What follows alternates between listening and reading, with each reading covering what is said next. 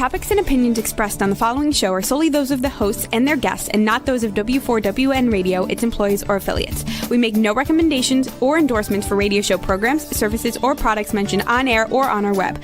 No liability, explicit or implied, shall be extended to W4WN Radio, its employees, or affiliates. Any questions or comments should be directed to those show hosts. Thank you for choosing W4WN Radio. This is Beyond Confidence with your host, Divya Parekh. Do you want to live a more fulfilling life?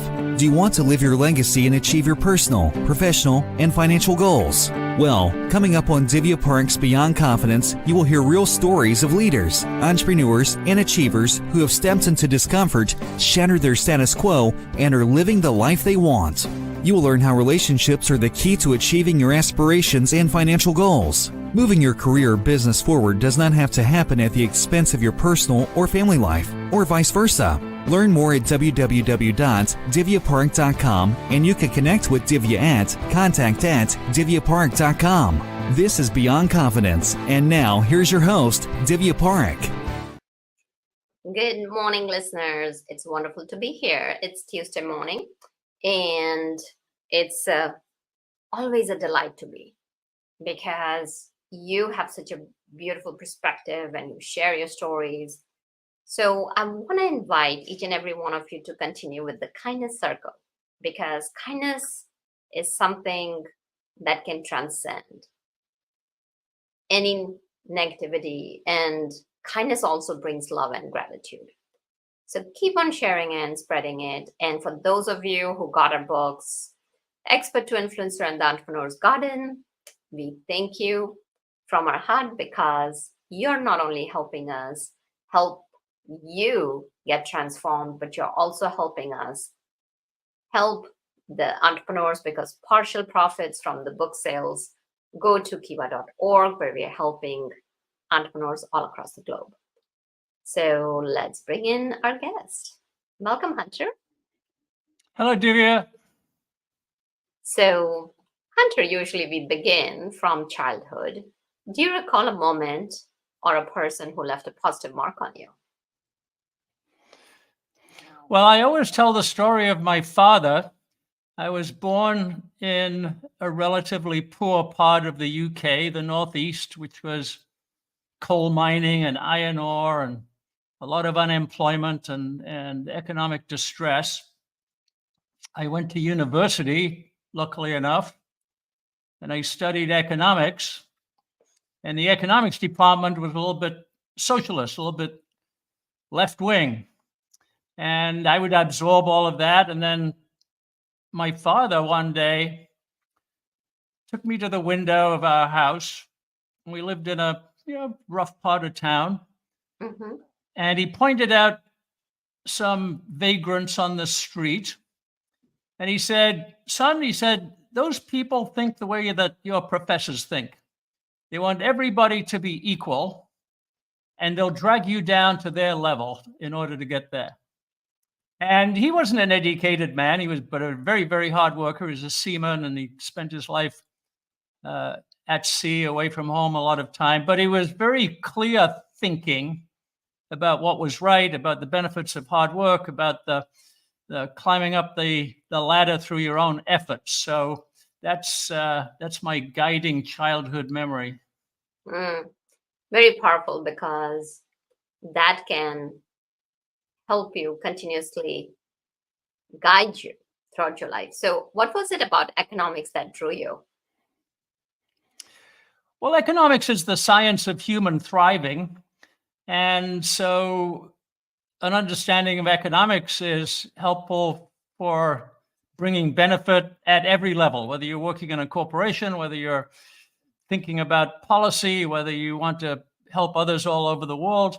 Economics is the basis of that. It's actually the basis of civilization. The concept of economics is that we're all striving to be better, to create something better, to advance. And that's the genius of consumers, I always say.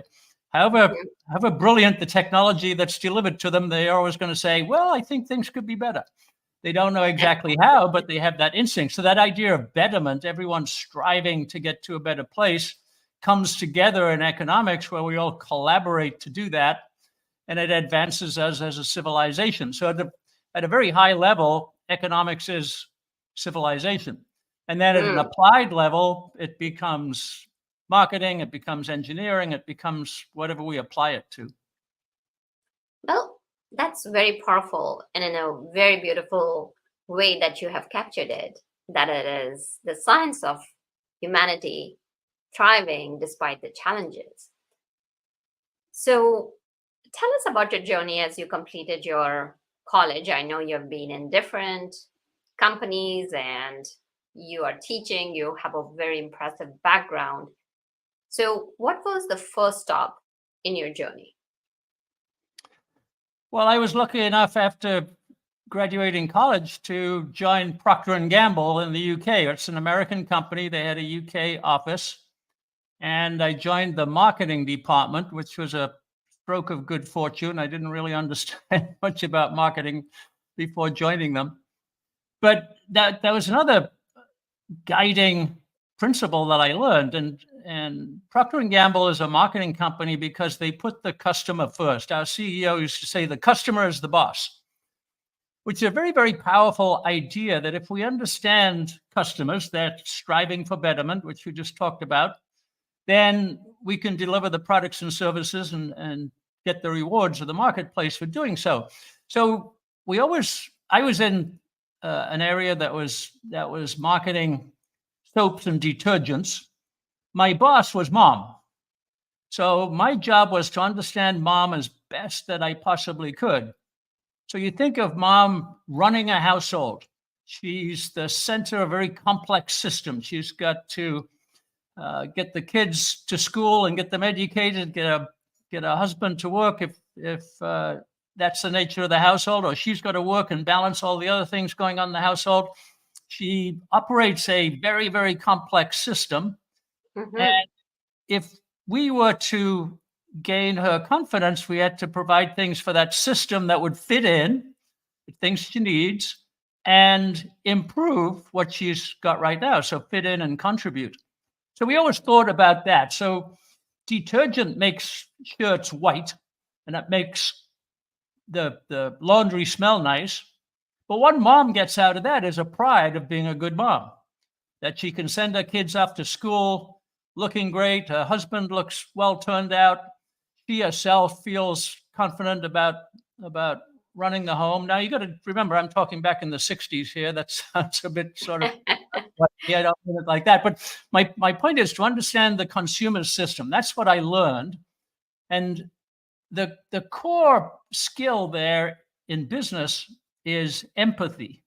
It's trying to feel or understand how the customer is feeling and turning that into products and services and innovation.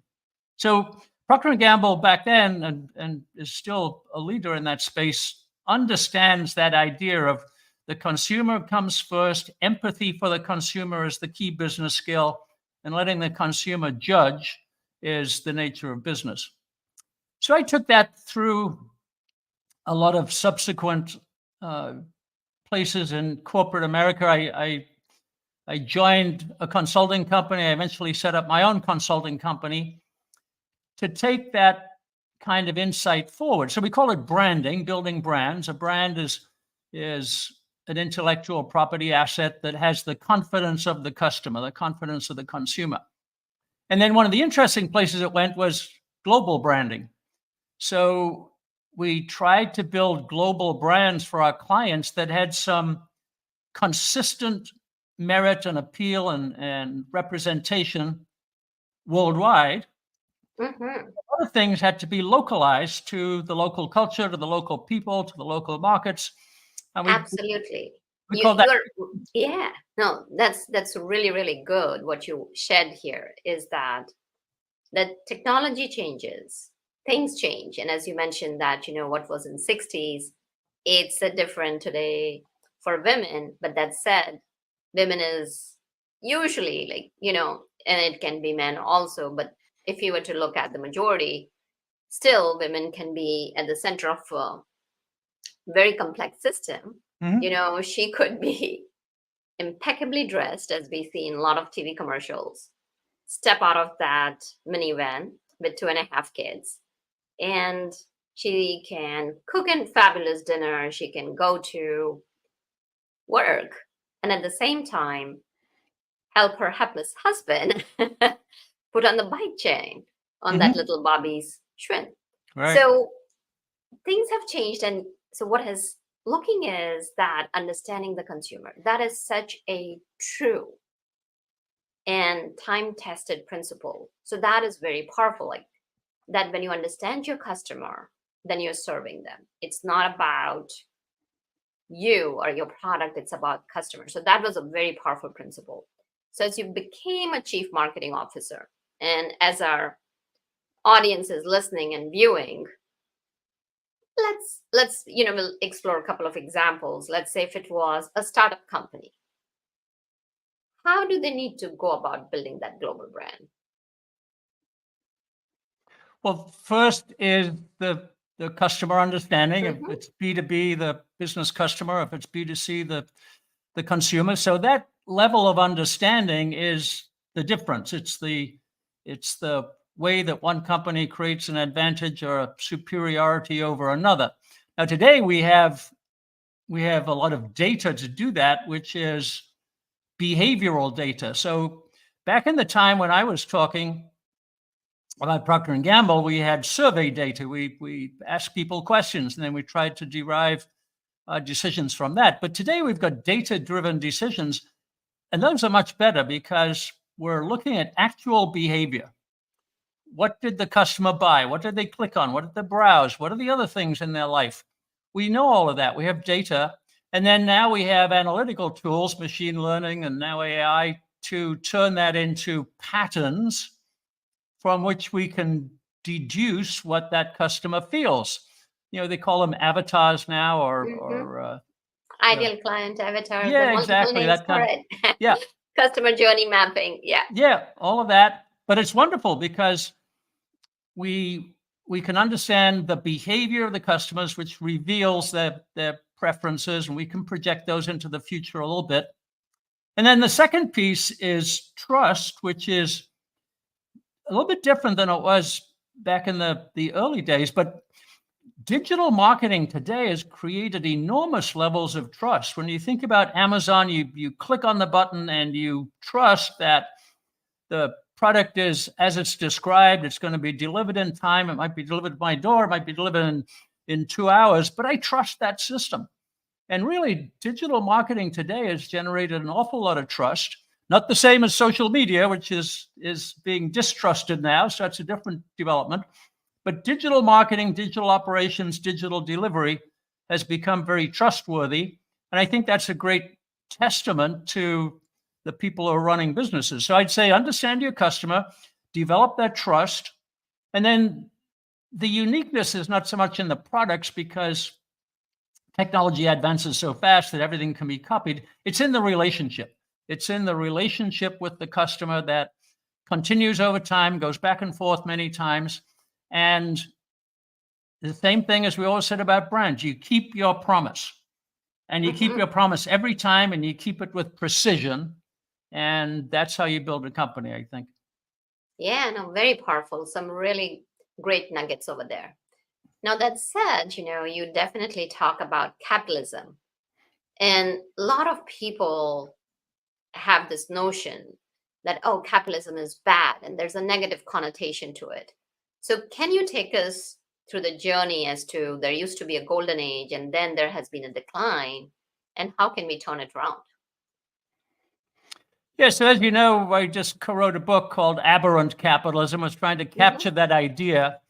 And it's written from the point of view of being a fan of capitalism. If you look at the objective facts, capitalism has raised the well-being as measured by per capita GDP or any other measure that you care to make worldwide for millions and millions of people over hundreds of years. So writing as a fan of capitalism, we looked at the corporation as the great implementer of capitalist systems. And the golden age you refer to is kind of the second half of the 19th century, the 1800s, and we had great entrepreneurs, individuals who created new products, new distribution systems, new marketing systems to improve people's lives. And my favorite is John D. Rockefeller of Standard Oil. And he's portrayed as one of the robber barons, the exploitative capitalism. And the opposite is true. He talked about kerosene, which was the product that he refined from oil, as the civilizer, the same point I was trying to make earlier, that it brought light to people's homes. It let them play with their kids at night. It let them work later in the barn when that hadn't been possible, that he was advancing civilization. The product got better and better. It got cheaper and cheaper. More and more people could afford it. Before his time, candles were very expensive, and they were afforded in rich homes, but not in poor homes, not in the farmers, not out in the countryside. So here's a great example of a civilizer. So that was an entrepreneurial age. And we talk about many others, the Henry Crowell of Quaker Oats and Richard Sears of Sears Roebuck. But then the entrepreneurs left or died off or were no longer in the companies in the early part of the 20th century. And so it became managerial. And managerial capitalism was positive to begin with. That's when we started to develop brands. The company I talked about, Procter & Gamble, invented brand management in the 1930s. And so those are all positives. But gradually over time, it became controlling, command and control management. And that's the opposite of entrepreneurship. Entrepreneurship is creative, it's exploratory, it's always looking for new things. Command and control is trying to be predictable and steady and cut out all of the variations. So it's not creative, it's the opposite. It became bureaucratic, and so companies became relatively less efficient. It became central planning, and a lot of that happened during the 2 world wars when we had a war economy and everything was centrally planned. And then in the late 20th century, it became financialization, where the very goal of the corporation to serve customers, make their lives better, became secondary to maximizing shareholder value. So the financial sector, not the private sector, was calling the tunes, was telling companies how they could operate. So we look at the 20th century as kind of this decline. There was still great products made, great advances made, technology advances on its own, irrespective of the corporations. And so capitalism is still positive, but we had this contamination, this entropy, as we call it in the book, through the 20th century. The interesting thing is in the 21st century, we have the opportunity to go back to customer control. The great business models now are directly connected to the customer. The customer's the boss again. And what the customer does directs what the corporations are going to construct and going to develop. And I think that bureaucracy will tend to go away. It'll tend to be automated. The human component, the creativity, the empathy will accelerate. It'll become better because of the data streams that we have.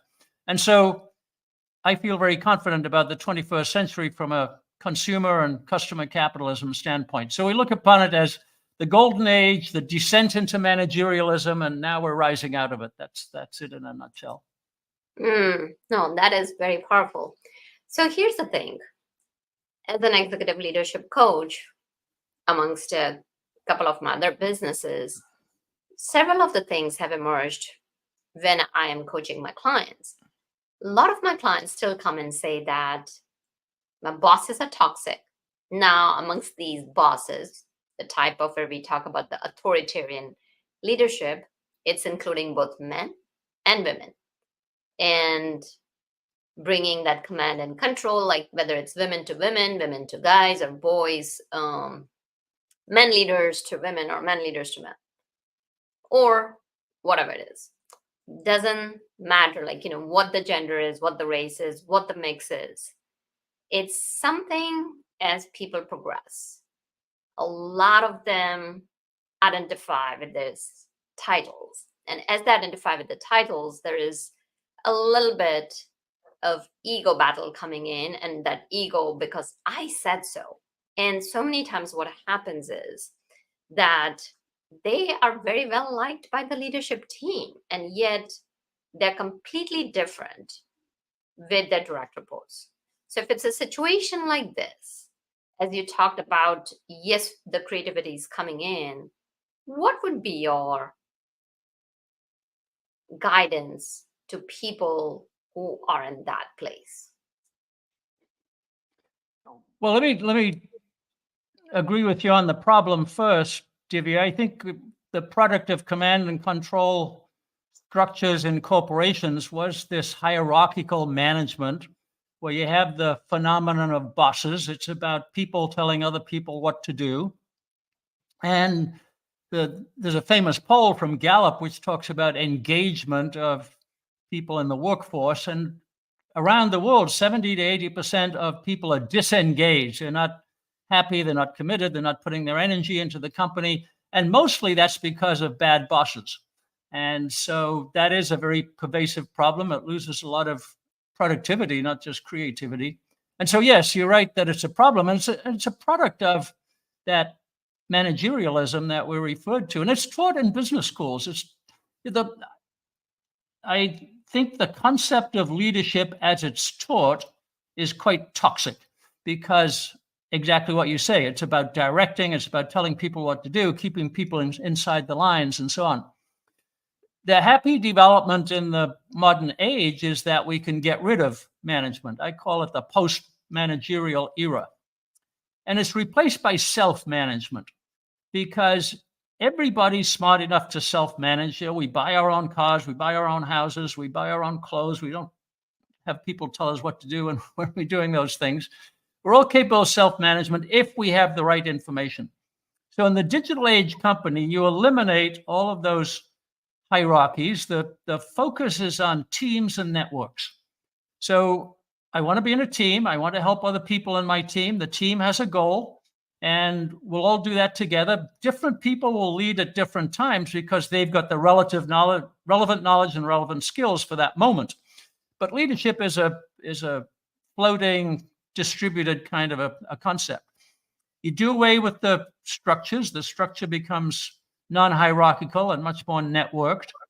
And the digital economy is driving that. Digitalization will drive that because we can automate the bureaucratic parts and turn loose the creative teamwork parts.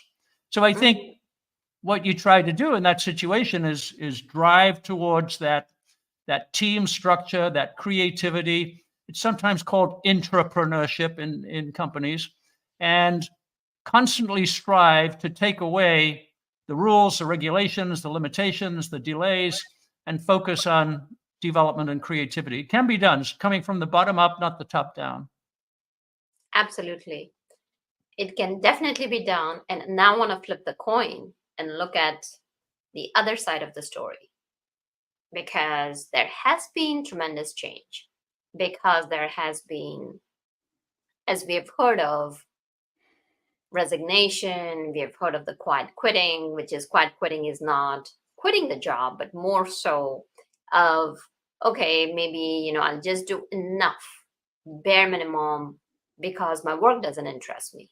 So now when we are taking a look at the post-pandemic corporate structure, so what has happened is that the work-life harmony has really become a part of millennials and Gen Z, where it has the colors of the work-life balance or harmony, whatever we want to call it, has imbued the fabric of their lives. And now as a result, what happens is that when we're talking about moving towards digitization, creativity, teamwork, networks, there are a lot of people who are just doing the bare minimum, and they're more interested in just kind of like doing the work, not looking towards creativity or innovation, but enjoying life itself more.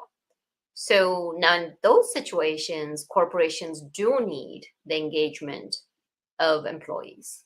How can corporations approach that situation? Yeah, it's a very sad situation, the way you describe it, Divya. So let's reject that polarity, the work-life balance. It's just life. Yeah. I work and I do other things as well, but it's all part of my life. The lesson I like to look at is the emerging gig economy. So if I'm running a business and I need a skill or a set of experience or some knowledge for a particular application, I'll go onto Upwork and I'll find somebody that I can hire to do that particular job or that particular task.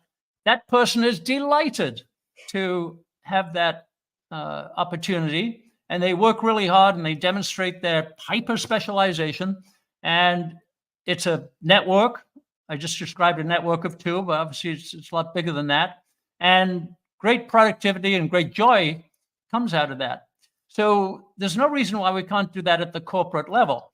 Find people's superpowers, their hyper specialized skills, assemble those in the right team on the right task, and turn them loose to do that so that they get joy out of being experts and excellent at what they do. They get joy out of collaboration, and they get joy out of the goal and the purpose of the team. And to use your word, you make sure that that harmonizes with the goals and purposes of the corporation. So this bottom-up hyper-specialization, working in teams towards a shared goal with shared meaning for a shared purpose, I think that's entirely possible. And if you get rid of the boss, get rid of the top-down management, get rid of the command and control, it will happen naturally. So, these things take time. Find a company that has those kinds of approaches to doing the job. Sometimes those are highly distributed. They're all over the world. Sometimes there might be local and startups, but they're coming. And it's the younger, smarter companies that are doing that more than the older, kind of stuck in the mud companies. Absolutely, because the younger generation is all about being entrepreneurial, and they're very much like, especially Gen Z, are self-starters. And yes, they bring their own set of things that most X-Gen and baby boomers don't like, millennials don't like about them. And yet at the same token, if they find that things are not working out for them in the corporate world, they'll go and start a company. And that's very powerful. So I really like what you mentioned about bringing in the right talent. So it's the same thing, whether it's the boss, as you mentioned, so you're looking from both perspectives. So whether it's the leadership, if it is toxic, break it down. And similarly, if it is the talent, and if that is not working out, you need to ensure that you have the right talent in the right structure and who are engaged. Now, you brought in gig economy. Now, are you referring or are you pointing towards that we take away the security of a job security? Like, for example, if somebody signs up, and yes, usually nowadays people don't stay more than 2 to 3 years, but they're getting that 401k and then they're vested in the company. So having gig economy and having that security, how would those two play out? I think job security is an old-fashioned idea that comes from the industrial era that we talked about. And yes, it's very reassuring if I get the health care and I get the pension. I've been bribed to do that by the corporation to stick around for those benefits, and that's fine. That worked for a long time. But the young people, as you talk about, are much more into individual sovereignty, self-sovereignty. How do I manage my own life? How do I take care of my own future? How do I think about that cash flow and that life stream that I'm embarking upon? And I do believe that they'll take more self-sovereign care of themselves. They might get their benefits from the corporation, or they might buy it from some private company as a service outside the corporation. But I don't think job security, which means I fear getting fired less than I would otherwise, is going to be the sentiment of the future. I think life management is going to be the sentiment of the future. And if I feel like working for a corporation because that gives me some psychic benefits and other kinds of benefits, then I'll do that. If I don't, I'll join my buddies and I'll do a startup, or I'll work on Upwork. I think people will self-manage much more in the future. And as we get more and more digital tools to help us do that, then that will be a greater possibility for everybody. Absolutely. What you're sharing is Very true. So now let's say there may be a lot of that millennials, like I would say millennials in the early part of their age group. So they are, a lot of them are like, touching 40s, they're having kids, and then they may be saying, now is not the time when I am starting my family and raising my kids to just kind of go out and start a venture. Because as you know, entrepreneurial life is not without being fraught with its own turbulences and trials and tribulations. I've had that question come up several times. What would you say to them? Well, again, it's self-sovereignty, I think, Divya. That entrepreneurship is a different kind of uncertainty. You contrast it with job security, but it's exploratory, it's experimental. You can't be certain about the future. But I think young people are embracing uncertainty a little bit more. If I'm in my 40s and building a family, maybe I want some of that stability. There are plenty of corporate jobs out there, and there'll be fulfilling corporate jobs for a specialization. So concentrating on what it is that you do best and finding all the tools and the learning and the infrastructure support for that. Even if you're working in a corporation, you need to know how to use ChatGPT and write good queries and all those kinds of things. So keep up with the technology and be valuable. And making yourself valuable, making yourself valued is a benefit that you can cash in as a corporate employee, as a startup, or as a individual contributor. So we focus all the time on value for customers, but making yourself valued is the fulfilling task of the modern generation. How do you implement that is your choice. Absolutely. That is the common thread that you talked about, that value the customers and also bringing that entrepreneurial mindset. Because when you're bringing that entrepreneurial mindset, what happens is that not only you are able to become familiar with uncertainty and the fear of the unknown, it also helps you to be on that cutting edge where you're constantly learning and making yourself valuable. And when you do that, then you're not just stuck with that one company, because layoffs can happen, as we see that the job security of the previous century is gone. It's what I call sometimes can be an illusion, because yes, there are big companies, and yet we have seen companies like Google and Apple lay off. So we cannot say that just because you're in a job you're going to have certainty. Now, since you brought up the artificial intelligence, let's do a little bit dive into that. Now, what's going to happen is that usually I'm an early adopter. I love to learn. I'm an insatiable lifelong learner. So what used to take maybe days, maybe hours, and a lot of companies, especially marketing agencies, what they would charge for, like, $12,000-$13,000 for something, as you talked about, what is the profile of your ideal customer, how you're going, the hero journey, how you're coming in helping them, what's your unique value proposition, creating website page, landing page, like the whole marketing system now can be done in minutes with artificial intelligence. So what should be the employees as well as the companies look out for to adapt to this inevitable change? Well, I look upon AI as very much an augmentation of human capacity. As you say, it can make you work faster, it can get you to insights quicker, it can do analysis that you can't do. But if you look at it as augmentation, we have Homo sapiens and we have digital sapiens, if you like. We're both wise, but in different ways. And so I'll give you an example. One of the things that I'm working on is what we call AI tutors. And it's a special case, but there are many of them around, where we have an innovation process that's got certain approaches and methods and so on like that.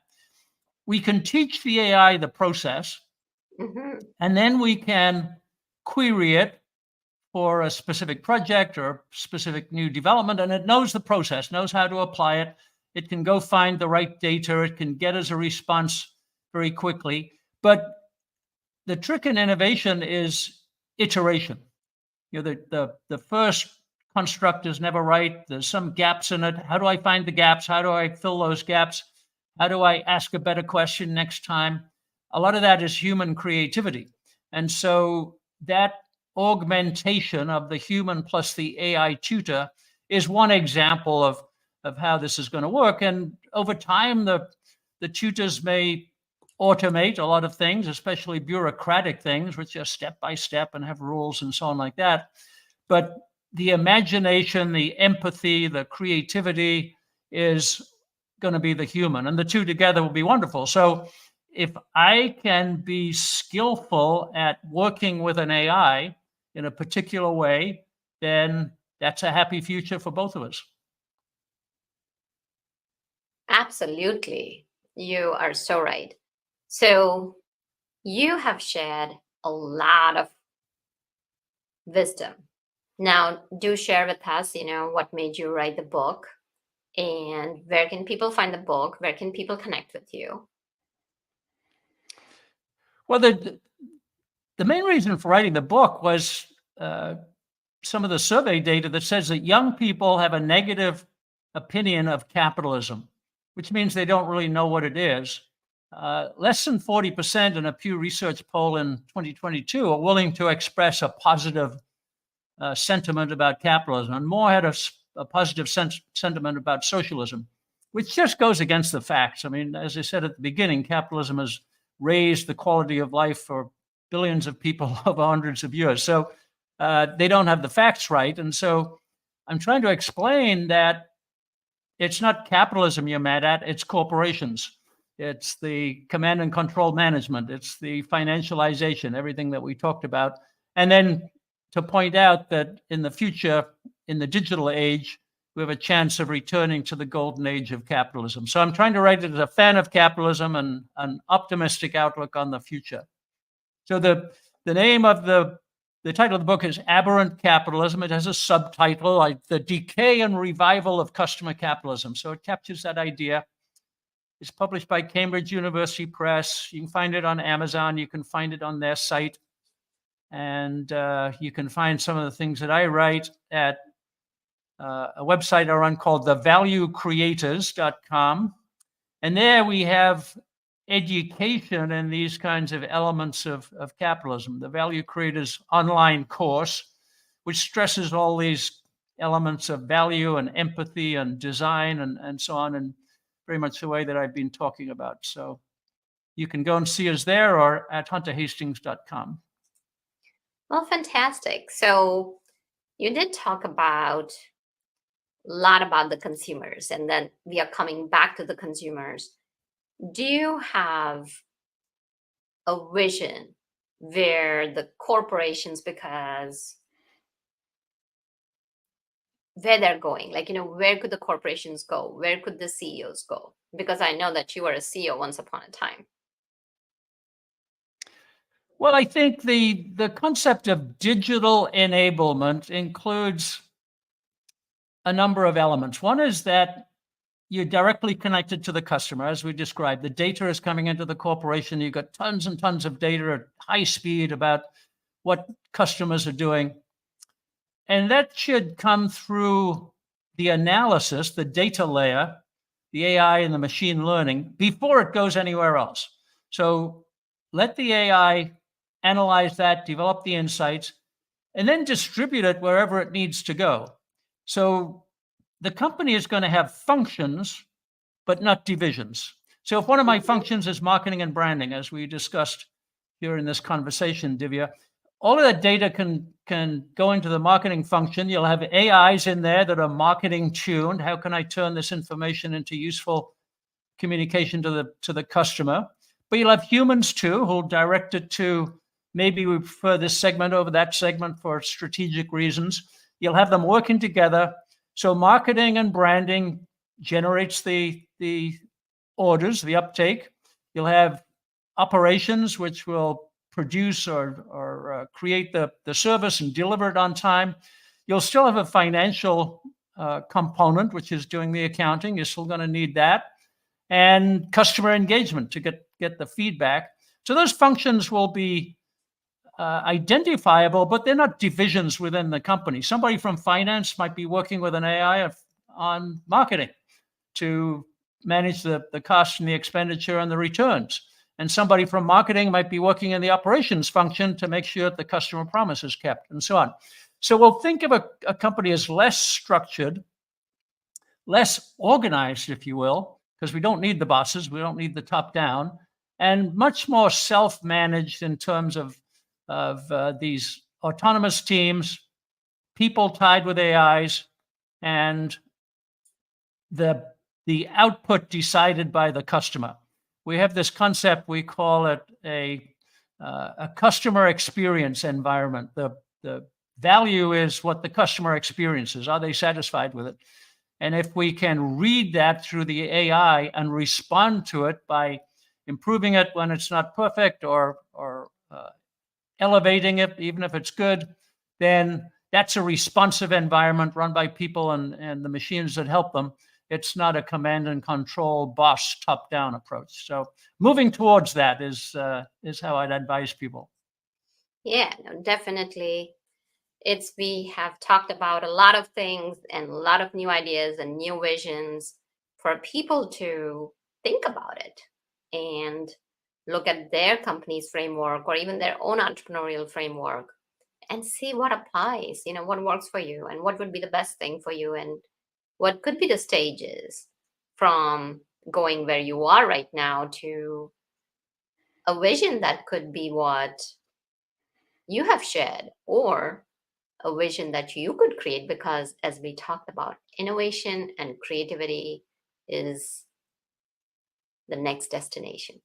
So is there anything else you'd like to share with our audience before we wrap it up? Well, I just add one point, if I may, Divya, and that is the speed of change. And it can sound like a cliche that the speed of change is accelerating, but it truly, truly is.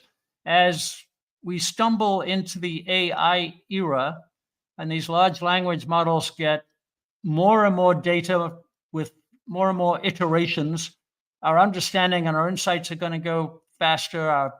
Our way of running our companies is going to change faster. So in addition to the entrepreneurial mindset and the creativity that we talked about, the exploration, being comfortable with the speed of change.